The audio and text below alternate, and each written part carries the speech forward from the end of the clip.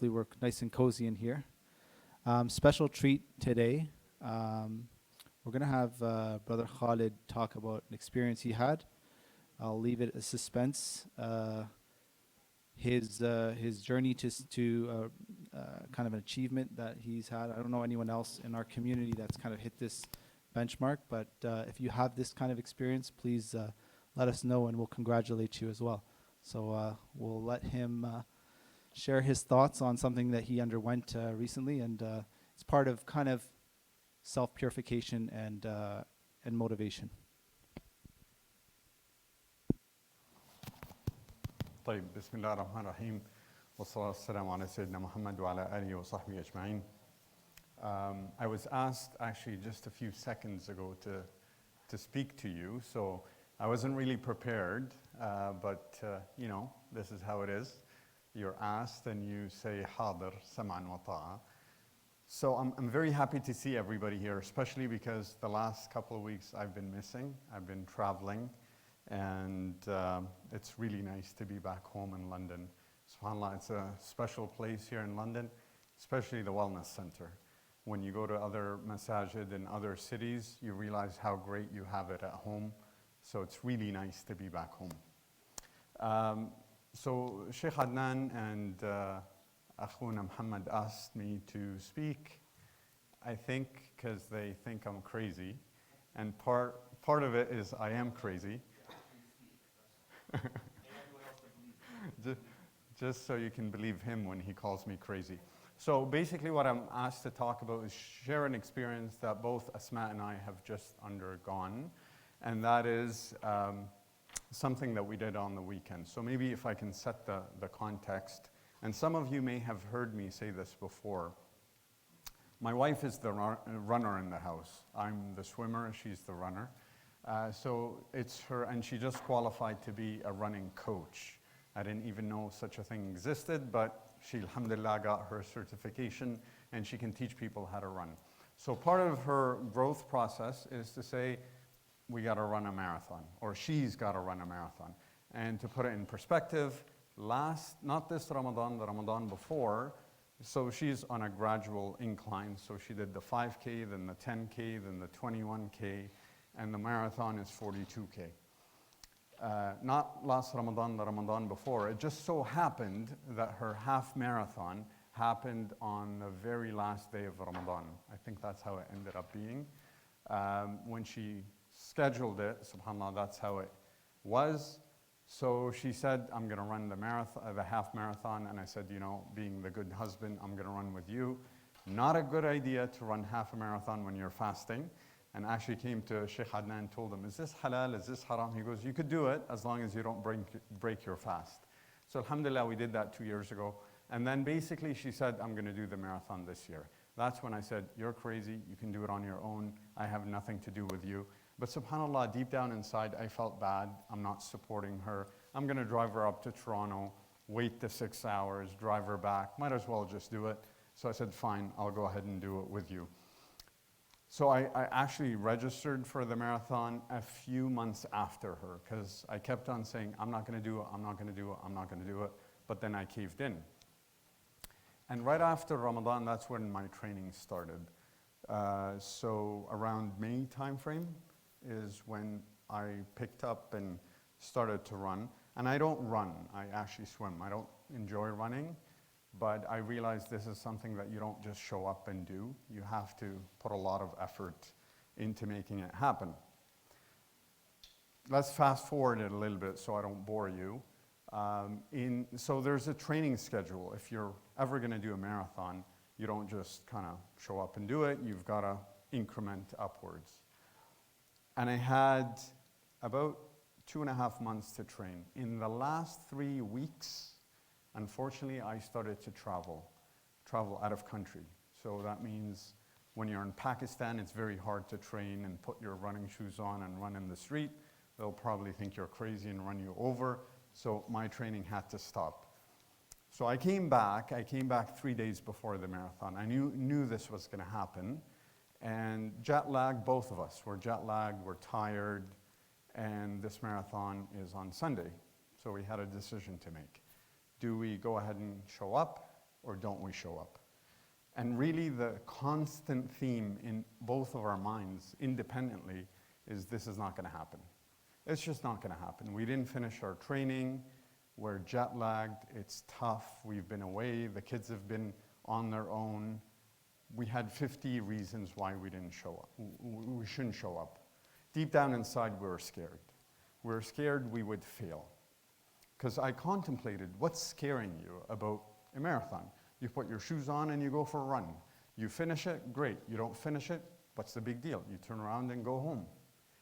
But I think we're assigning value, our worth, self-worth, as to could we finish that or not. I think that's where the mistake happens. And how many times do we do that in everything else in our life? You know, I'm going to go do this test.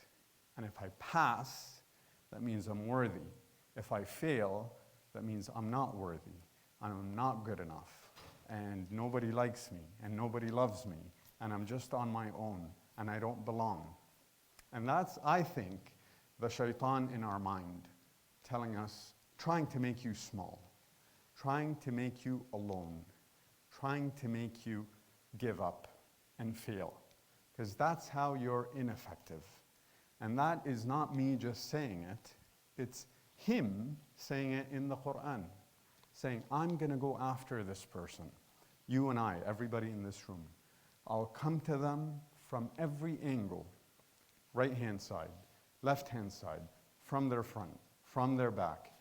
Any way possible until I break them. Why break them? Because shaitan doesn't like you. Because shaitan feels he's superior than you.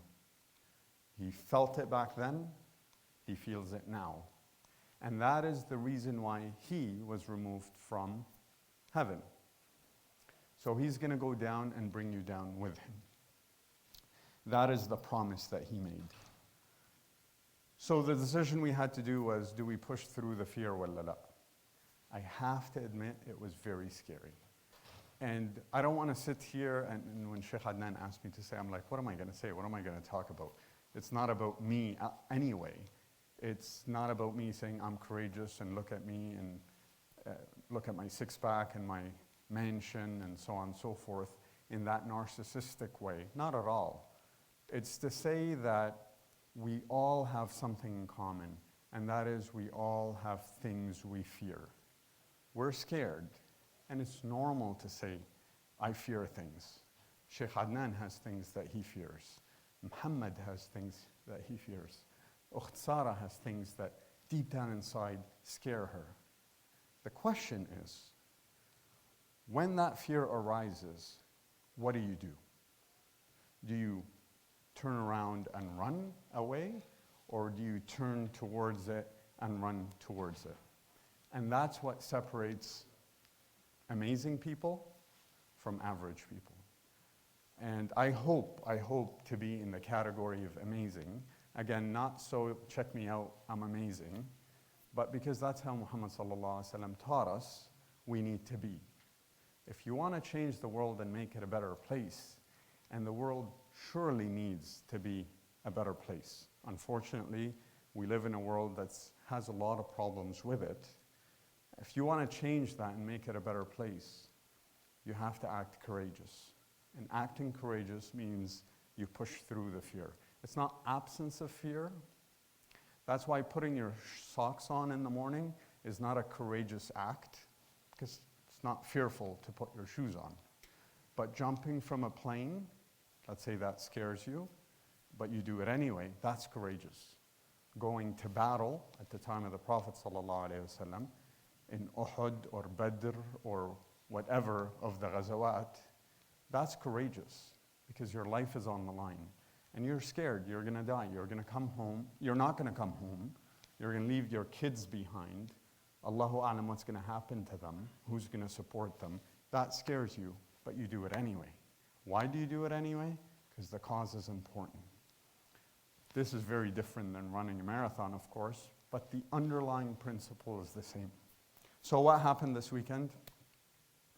We show up Sunday morning, it's cold, it's rainy, we're not prepared, but we're going to run it anyway.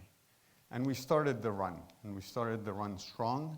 And we decided, Asma, may Allah bless her, she said, you're not going to run with me. You're going to run at your own pace because we don't run at the same pace.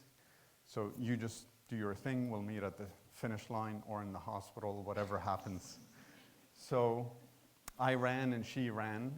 And I think now we know, because we compared our results, we were running quite strongly for the first 21K, because that's what we were preparing for.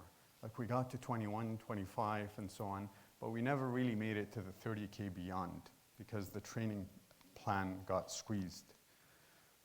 For me personally, I wish she was here and she can share her story, but for me at 30 kilometers, that's when everything fell apart.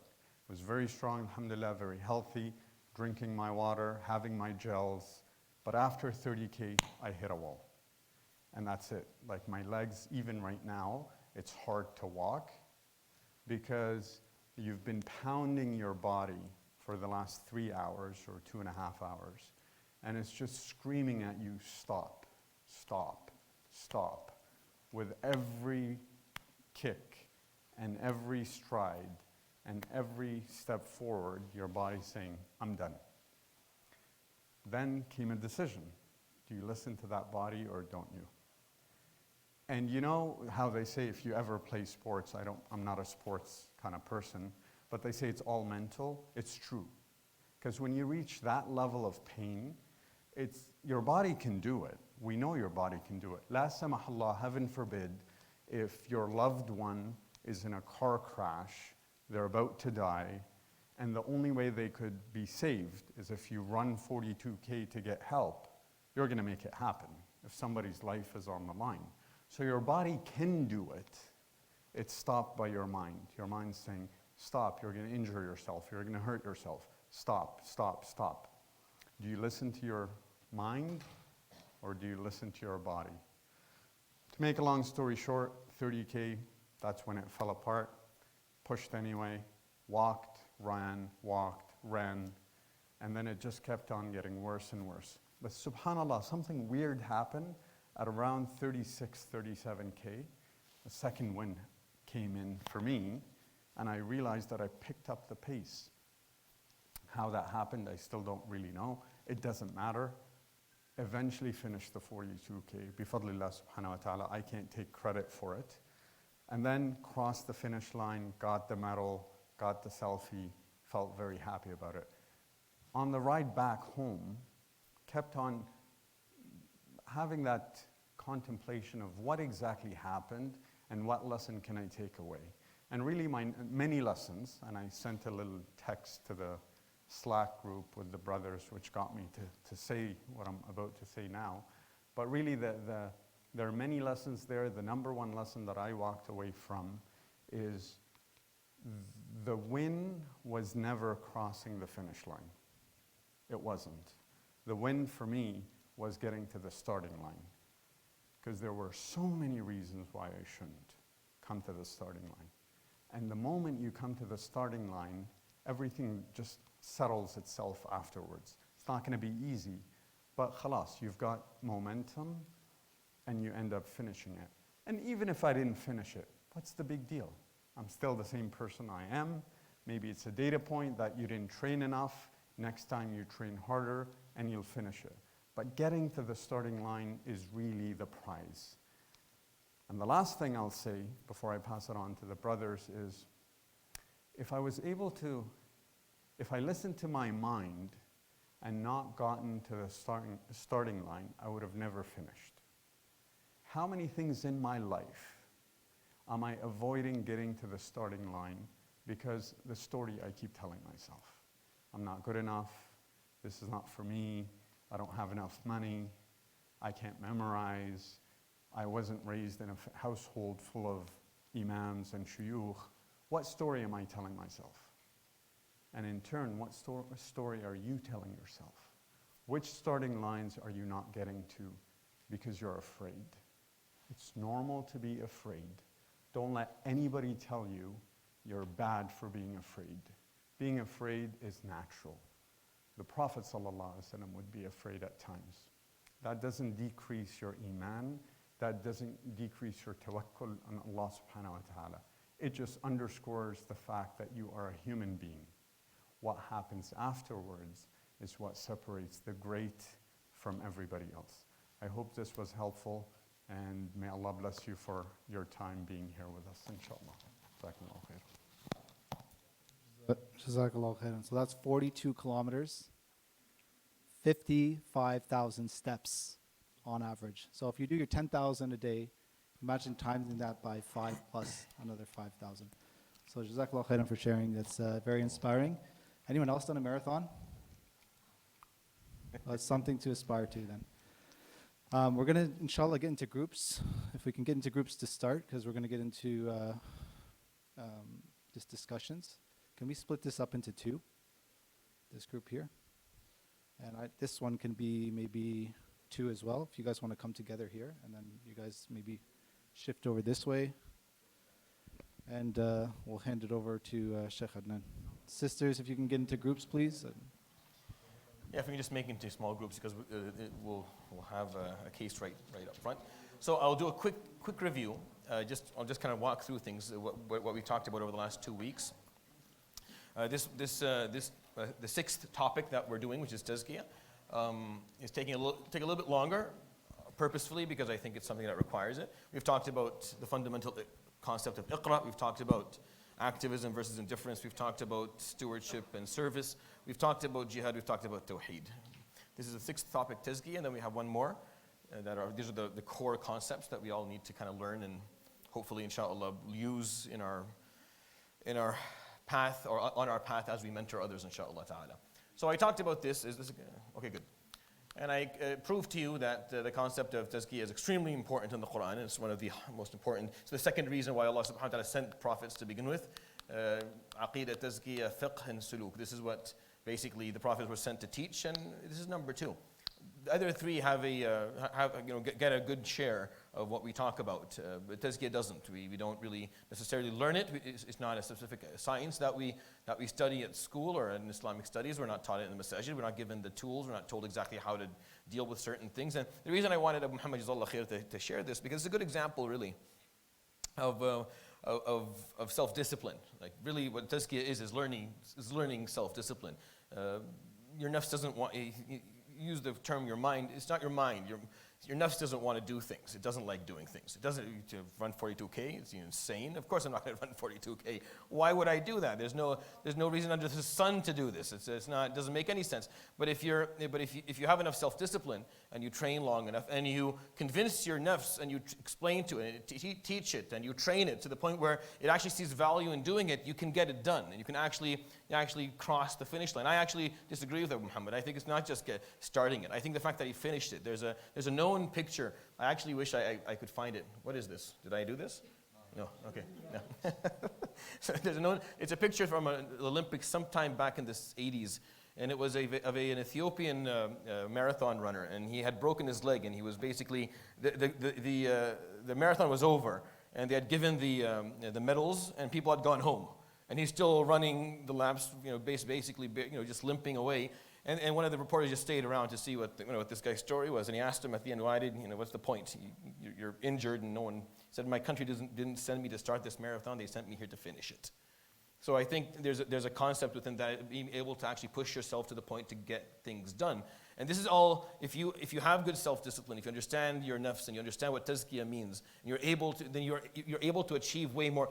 The capacity of you is way beyond what we believe it actually is. And this is the point of actually learning these things, is that we are limited we're limited by the fear and the greed and the selfishness of the nafs that basically is inside of us. That's what's limiting us as human beings. And the moment you break free from that, the moment you break free from it, then you actually figure out that you're limitless, because la hawla wa la quwwata illa billah. That's why. It's because there is no strength and there's no ability except through Allah subhanahu wa ta'ala. You don't really have ability. But if Allah subhanahu wa ta'ala is on your side, then there's no limit to what you can do. So what's limiting you then? It's just something else. It's something that is internal that's limiting you. And I think the story is worthy of kind of thinking about a little bit, because the number is literally insane, 42 kilometers. That's basically from where I used to live to where I worked in Syria, and that took me an hour by car So I don't know how. Anyways, Allah yaftah alayk, yani. But now at least know he's insane. It's not just me that I think that I think he's insane to do that. But mashallah, it's a beautiful story. I think it's worth thinking about. So we talked a little bit about these things.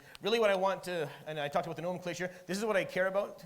This is really what I care about, and this is what we're going to do. We're going to do in the groups. This is important. I talked about this, I think, 2 weeks in a row, and here's the third week of doing the same thing. This is very important. This is very simple. Like, this is dead simple. Like, it is so simple. And sometimes I feel it's even silly, but it is the cycle of life itself. This is how life works. This vicious or virtuous circle. You choose how you want what you want it to be. You get to choose. But everything in life works within this cycle. Everything that's happening to you, everything that you're going through, it's a part of this cycle. Everything reinforces everything else. Positively or negatively, it's up to you.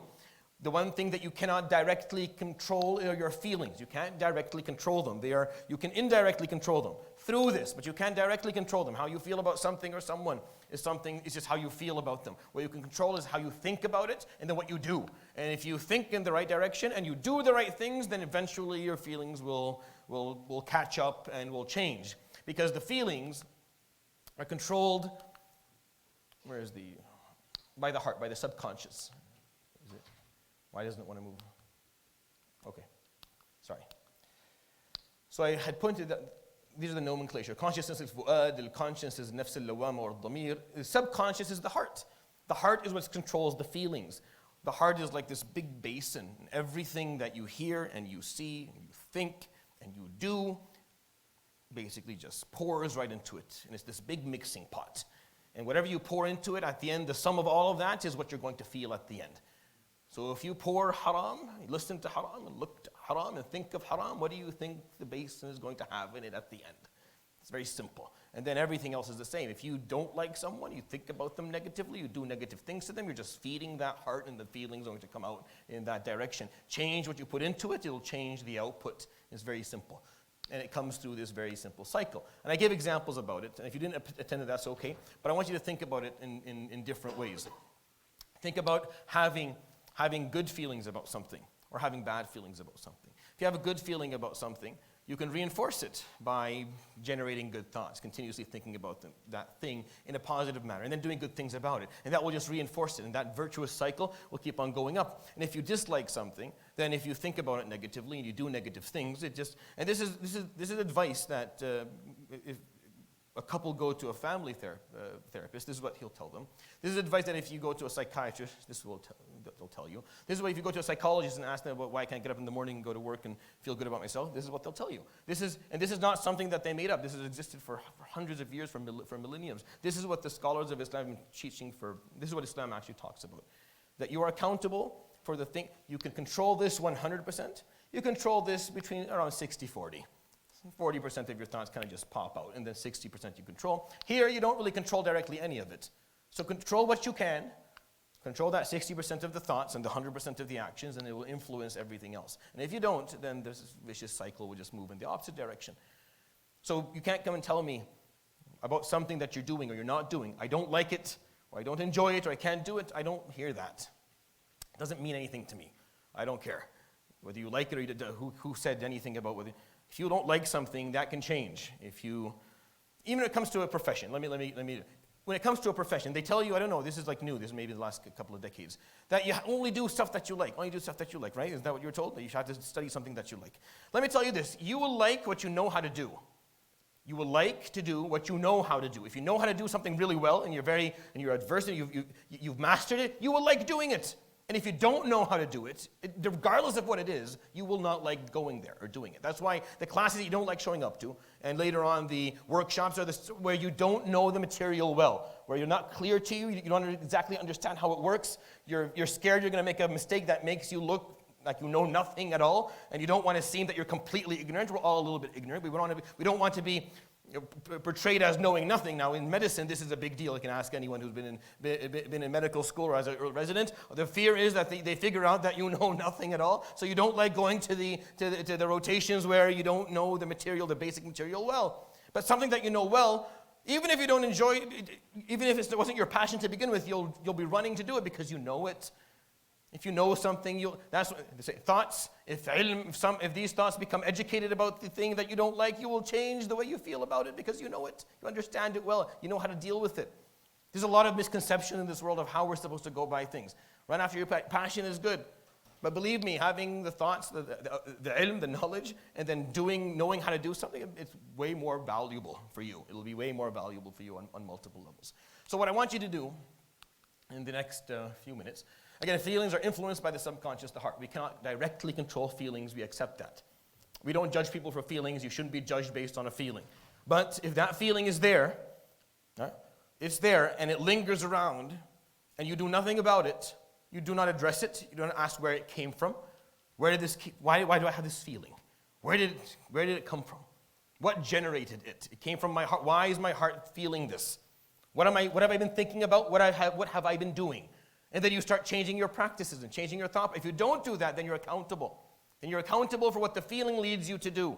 Again, you'll never be held accountable for a feeling, but the problem is if a feeling is not addressed, meaning if the virtuous cycle doesn't work, meaning you start actually influencing a negative feeling by good thoughts and good behaviors, then that negative feeling will influence your thoughts and your behaviors into negative things, and then it'll start actually generating problems. And at the end, Allah subhanahu wa ta'ala holds you accountable for this stuff.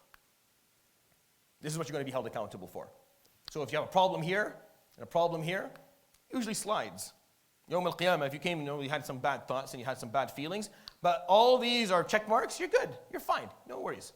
But that's almost impossible if you understand what I just explained to you. If you understood what I explained to you, it's not possible for you to have negative here, but somehow you came with just positive actions. Yes, Sheikh, what are you talking? The world doesn't work like that. But if you can, go ahead. Like if somehow if you broke the code somehow and you've hacked the system and you can just walk through life with horrible thoughts and feelings, but always do the right thing, tawakkal ala Allah. You don't need me. You're way beyond it. But if not, then this has to be something you take interest in, because in order for us to make sure our actions are going to be positive, you have to think right, you have to learn the right information, the right knowledge, and the right thoughts, and then we have to influence with our actions and our thoughts, our feelings, and change them and move them in the direction we want to move them into. So what we'll do is, we'll do it in pairs first for this exercise. So I want people in groups, but do this in pairs. It's a think, pair, share exercise. To discuss the cycle of life that we just talked about. So each talk about an example how a vicious or virtuous cycle has affected you in the past. Have you ever used your thoughts or actions to break a cycle or to reinforce it? Have you ever had an example of that before? So pair up into two and think into pairs, sorry. So, and then think a little bit about what maybe you have had an example in your life where you were trying to get rid of a bad habit, you had a good habit, how you reinforced it, how you broke a cycle, how you changed a thought, how you changed a feeling, how you reinforced an action. So think about it a little bit and chat about it, inshallah, for the next 5 minutes. Did we do this before? We have? Okay, good. If we've done it before, then we don't have to do it again. I thought we didn't do it before. We did? We did this before? We did? We did? Okay. Then let's move on then we just move into the group. So case number 2 then. That's fine. I thought we hadn't done it. For some reason, I don't remember. So case number 2, there are A and B. So maybe just assign A and B for the groups, and we'll start from there, inshallah. So for A, discuss how thoughts can help break or reinforce a cycle. Give examples and what potential challenges or pitfalls might someone face. And then B, discuss how actions or behaviors can help break or reinforce a cycle. Give examples and what potential challenges or pitfalls might someone face. So it's just the same thing, but I want one group to talk about thoughts specifically, and then another group to talk about actions specifically. How can thoughts change the way we behave or the way we feel or the way that our lives go? And how can actions on the other side give an example and what pitfalls? Again, you're just referring to this. You're just referring to something very simple. This is the simple cycle that you're referring to. Just discuss some of these points, inshallah. So maybe a sign, and I'll come back. So just a note, no more pairs. We're going to get into groups. So this is group A, right in this corner over here. This is B. This is A, you 6 here. This is B, if you guys can come together. Yellow shirt. You guys come together, you're the younger group. A. B, A in the back. Can we form a little bit of a better group here? A in the middle here, and then B over here. Make sure that you have someone who will Come speak together. at the end, like for a minute or two. So designate a speaker, inshallah, from each group. A. Because every time we forget to do that. Designate a speaker, inshallah, from each group. Designate a speaker.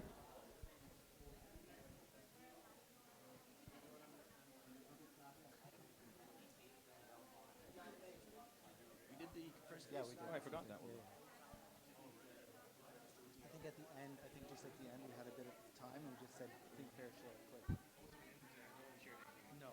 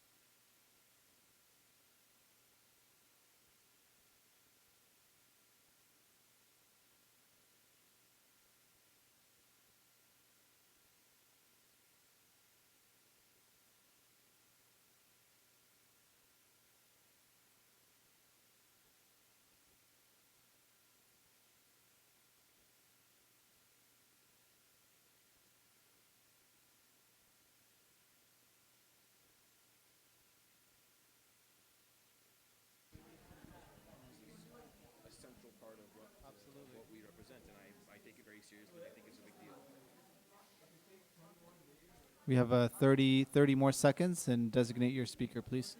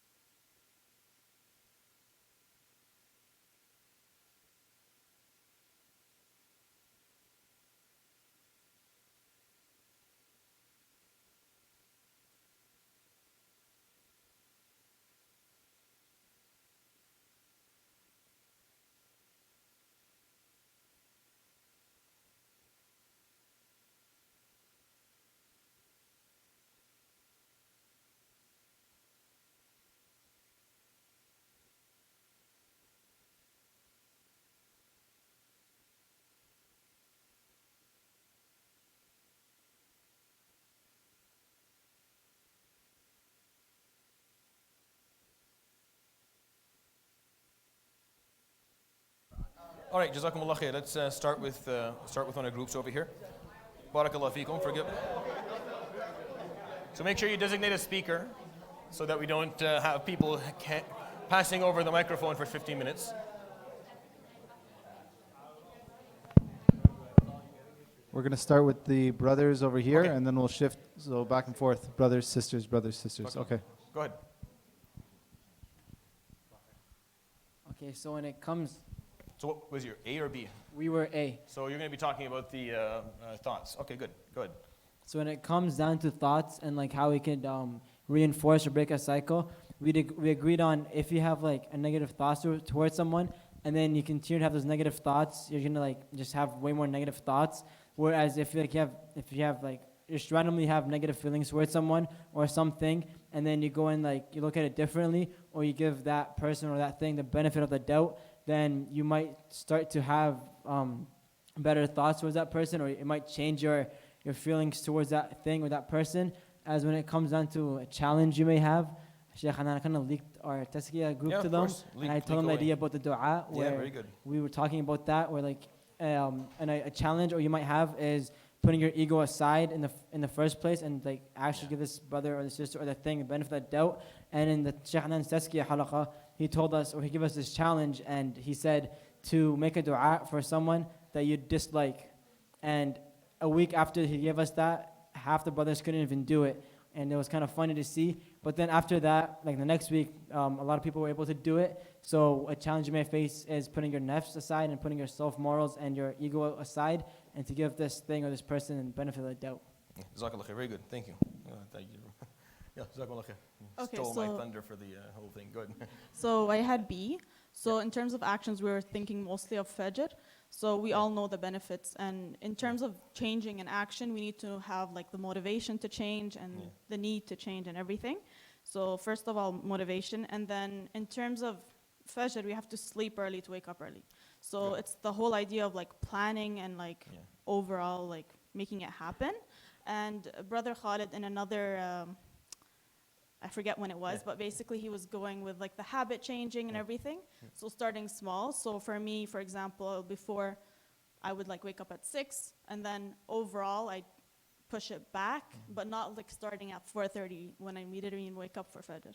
So that, Oh, and very yeah. good. Yeah. So circumstances, making you're surrounding the deed with circumstances that allow it, or proper planning. Good. Jazakallah khair. Go ahead. So even if you didn't like actually get up in time for Fajr at first, we still practice getting up Yeah. earlier? Better than nothing. Go ahead. Yeah, your turn. Just you have to flick it and then give it a second. Yeah, go ahead. So we also had B, and we were talking about like two main themes. So first, we were talking about habit building and how it can be very easy to build a habit, very difficult to build a habit, but very easy to break it. So it's on us to have that resilience. And if we want to make it easier to build a habit that can reinforce an action, you might pair it with something that you actually like. So one of the thoughts was listening to particular podcasts or music or something like that when you're going on a run to make that more palatable. And then obviously that action can reinforce your thoughts if you pair that in the right way. And then it was also brought up, cognitive dissonance can be a big thing. So if you do an action, a lot of times that if it conflicts with your values, there are two ways that your body can address that. It could either make you stop doing that action because your values are not aligned, or it can realign your values. So it's very powerful if you do something consistently, even if it's against, like initially you're not, it's very difficult for you to do.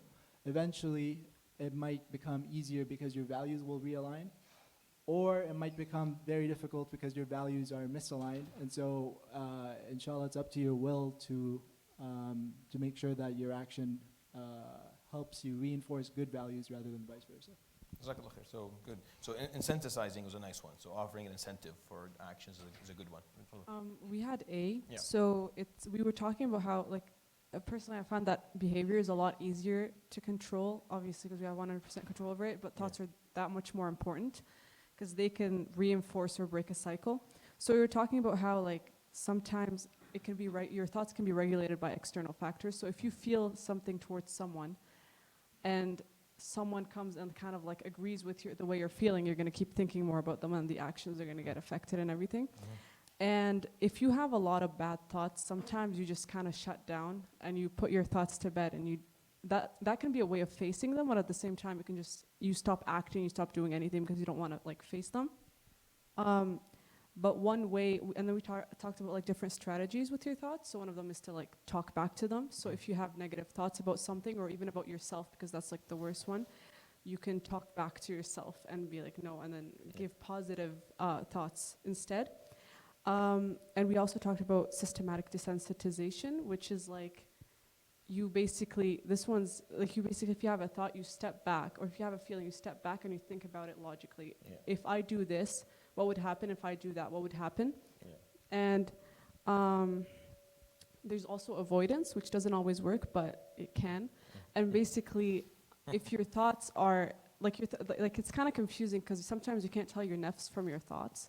And like, it's hard to control because you kind of want to follow your thoughts because for the moment, they're not really hurting you. But the moment that your thoughts are aligned with your goals and your actions, that's when it really pushes you forward. So I guess So internal discussions, and that's important. That's why tafakkur is a big part of our deen, where you internally, the biggest arguments that you'll have inside. Those are like the most vicious and ferocious arguments that you'll have, are the ones that you're having on the inside. So go ahead. So which one was yours, A or B? We had B. Okay. Yeah, so what we came up with was if you have like bad influence, like if you had friends that have a bad influence on you, then it'll affect your thoughts, therefore your actions.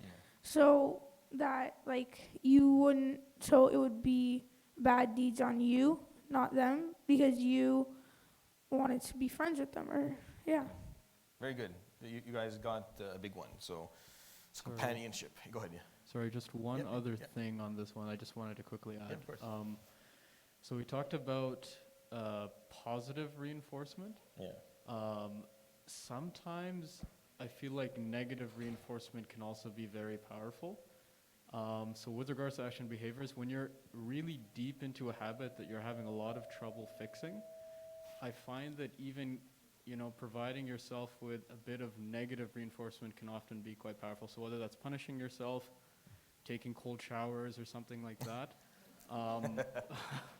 Sometimes, you need a little bit of a push. So I feel like that's also something that can be helpful. Definitely self-accountability.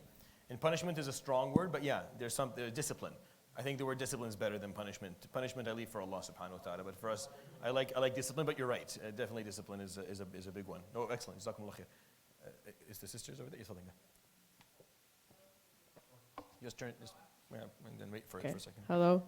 Yeah. So we had, Yeah. sorry? Yeah, go We ahead. had B, and we had a specific example with regards to actions. We have two sisters in our group who actually did this. So we talked about being addicted to watching TV and spending a lot of time doing it. So the action would be to quit doing that, but some of the potential challenges or pitfalls that you may face are that if you quit it, the rest of your family doesn't, and they're watching TV, it's very hard to actually put a break on that cycle and stay disciplined. So what the two sisters here did is that both of them and both of their families, they got rid of the TVs in their house. So, so by cutting out the TVs completely, they actually made it easier to keep that the new cycle going. I don't know how realistic it is No, it's for fine, anyone but else everyone to gets do punished that, for your but addiction. they so No, I agree with it though. It's a good. It's and totally it worked. reasonable. It worked for the two sisters, so they're right here, and Of they course, there's motivated. no TV anymore. It's gonna work. No, Jazakumullah khair. Excellent, Wallah. Thank you very much. Thank you very much for sharing that. That's very, very meaningful, Wallah. Jazakumullah khair. Yeah, go ahead. No, excellent example, Wallah. So we had question A, and what we talked about a lot was the psychological kind of background as to how mindsets and thoughts can affect our actions. Though one thing that came to mind was a research study where two classrooms who both had average students, one of them was told that the class was a high, special class, and the other class was told that they were a class that needed more help. And what happened throughout the year, we saw that the class who was told that they were good students, that they were this and that, actually had much higher grades than the other class, even though at the end of the day they were both average students. Yeah. So it really goes to show, like, especially like how Brother Khalid said, that there's so much that we can do, our bodies can do, but what a lot of the time what happens is that our mindsets like limit what we think we can do. Yeah, so the expectations. Expectations is a big one as well. Well, excellent. Jazakumullah khair. Last group over there, do you have someone? Yeah, go ahead. Bismillah. Is it working? Yeah, go ahead. You have A or B? We had A, Okay. and we actually have a specific example. It's my own experience, Uh-huh. and I'm really nervous. Yeah, go ahead. This, It's not going to be worse than getting rid of the TV. It is getting rid of something. Okay, good. So it is about music. I used to be someone that, not addicted to music, Sure. but someone that listens to it frequently and Yeah. almost every day. Yeah. My thought process that it would be okay, and Allah is the most gracious, the most merciful, and He is, for sure. But it would be always something that kind of allows me to listen more and to actually accept the sin I am doing. And it's a very toxic thought to have. Yeah. To be accepting the sin that is going around and to be okay with it is very actually very toxic, as I said, and it caused a lot of corruption to my life. And it was the norm. It's not like it doesn't happen around, or I'm the only one that's challenged by it, but it is it's what everyone is doing. So it didn't feel as wrong as it is. But one time, I actually sat with myself and I reflected on it, and I was like, this is a sin. It's something haram. It's something I shouldn't be doing. I could be a role model around. I'm an older sister. I am starting to teach little kids. I should be working on myself, and there should be progress. So, and it took me so long, and I didn't completely cut it off. I'm not trying to say that. Sure. I'm just saying that what I did basically is to convince myself that this sin is inhibiting me from being close to Allah subhanahu wa ta'ala. It actually reflected on my progress with the Quran. Like before, when I used to not do that, I was very concentrated. I had progress. But now that I have it, and this is a habit, a very bad habit in my life, it's just inhibiting everything that might get me closer to Allah subhanahu wa ta'ala, and inhibiting me from achieving my goals and everything I want to make happen in this life. So I started to say that today I'm going to listen less, and I won't open it more, and I will go sleep, eat, shower, do whatever I want, but not listen to music. Then, in my group of friends, and I know everyone is practicing and everyone is trying their best, but what we had is we want to have a plan as a family to listen to music, to share the same taste. And that was kind of the twist. And I was like, yeah, it's cute. We're going to all have something to do together. And it's connecting us. And I actually started paying to sin, spending my own money to sin, to be away from Allah subhanahu wa ta'ala. There, when my own self was punishing me, was what are you doing to yourself? Where is this taking you? So I cut it off fully. And it's not like I went to listening Quran immediately or anything. I just cut it off, and I would find anything to do, or just find anything. I'm going to sleep, going to walk, going to do anything, but just not do this. It's completely annoying and it's toxic, and I want to stop it. But being there in that environment when everyone is doing it and it's normal is kind of hard and it's challenging.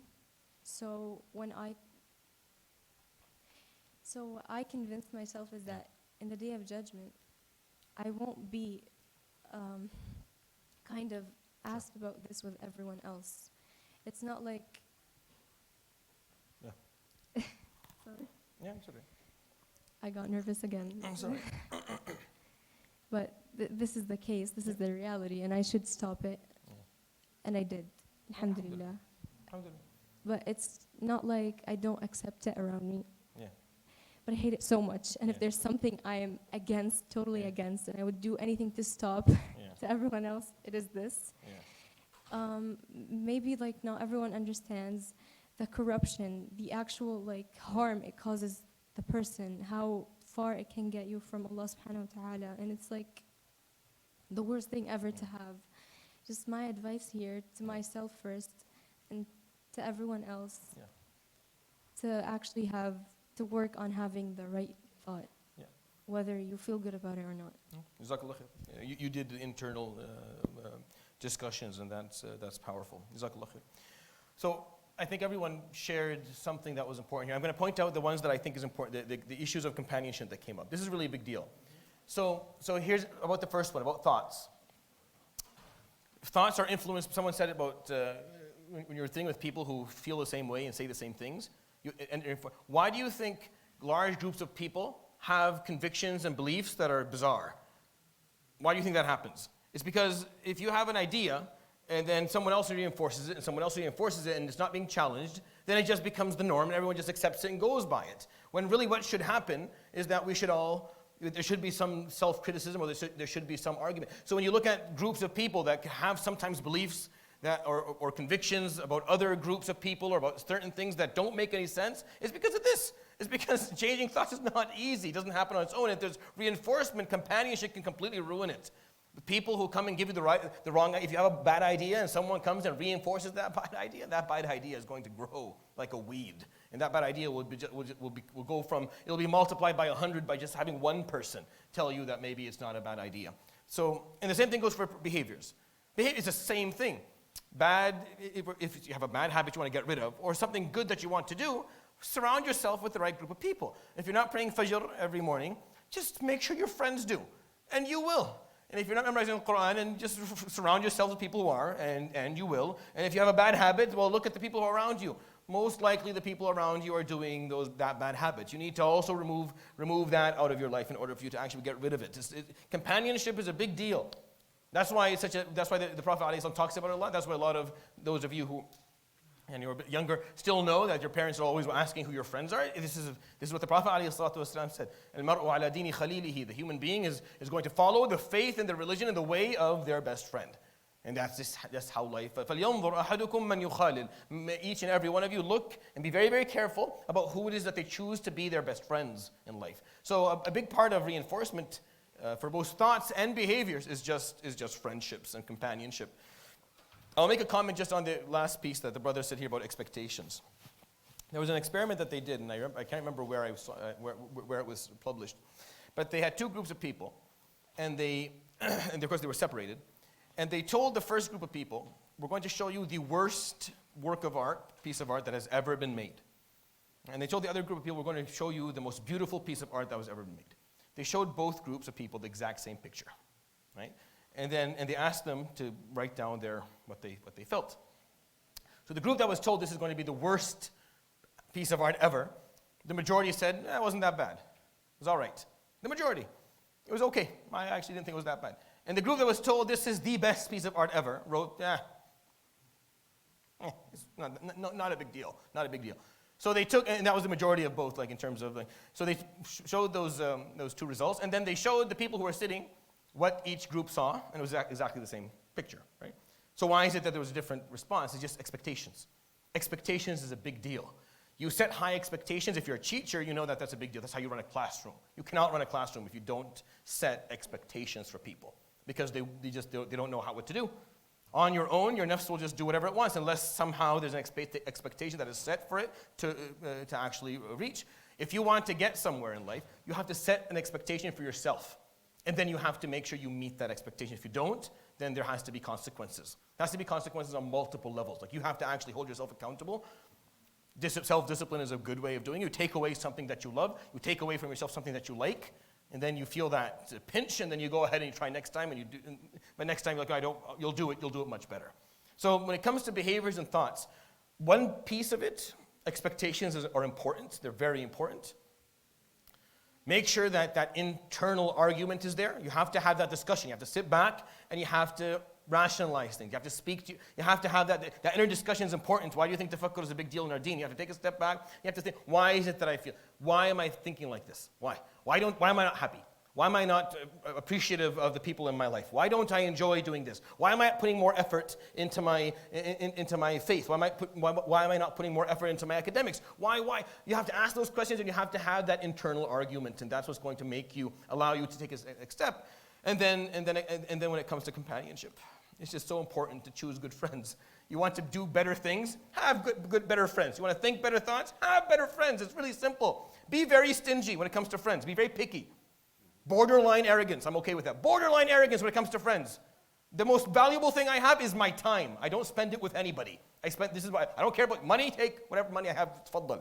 Money comes and goes in life. It doesn't mean anything. Money and possessions, and it doesn't matter. It's your time. That is what is really, really valuable. This is what the Prophet ﷺ explained 100 times. Make sure, and ﷺ, that's why ذهب وأبو بكر وعمر وجاء وأبو بكر وعمر.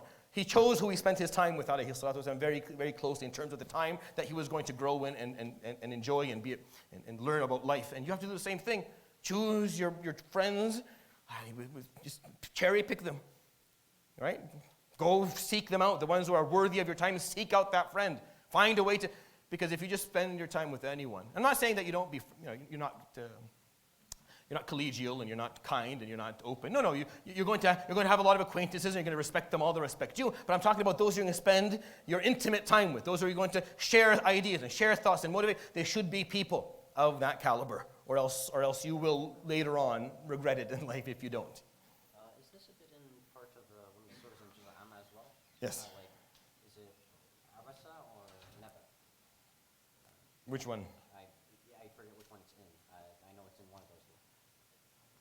I have to think about that. Where it's talking about the Prophet and the blind man who was... Yes, and that's Abasa, yes. Yeah. So I'll end with that, inshallah. We will continue this next week, بإذن الله تعالى. So we'll see you, inshallah, next Tuesday after Salat al-Maghrib. سبحانك اللهم وبحمدك أشهد أن لا إله إلا أنت أستغفرك وأتوب إليك وصلى الله وسلم وبارك على نبينا محمد وعلى آله وصحبه أجمعين. السلام عليكم ورحمة الله تعالى وبركاته.